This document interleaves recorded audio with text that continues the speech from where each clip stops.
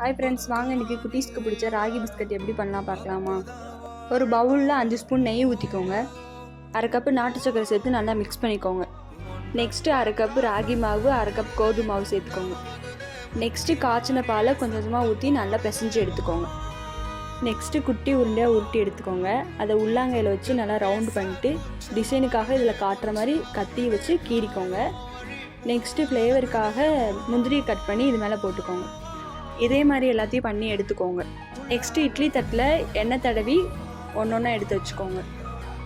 இதை நம்ம ரெடி பண்ணுறதுக்கு அரை மணி நேரத்துக்கு முன்னாடி இட்லி சட்டியில் கொஞ்சமாக உப்பு போட்டு ஹீட் பண்ணி எடுத்துக்கோங்க.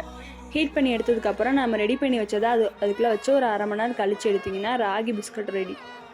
ஹீட் ஆறுனதுக்கப்புறம் எடுத்து சாப்பிட்டு பார்த்தீங்கன்னா டேஸ்ட் அல்டிமேட்டாக இருக்கும். இதே மாதிரி உங்கள் வீட்டில் இருக்க குட்டீஸ்க்கு செஞ்சு கொடுத்து சாப்பிட்டு எப்படி இருக்குன்னு கமெண்ட் பண்ணுங்கள். இதே மாதிரி மோர் வீடியோஸ் வேணுமா லைக் பண்ணுங்கள், ஷேர் பண்ணுங்கள், கமெண்ட் பண்ணுங்கள். மறக்காமல் நம்ம சேனலை ஃபாலோ பண்ணுங்கள். பாய்.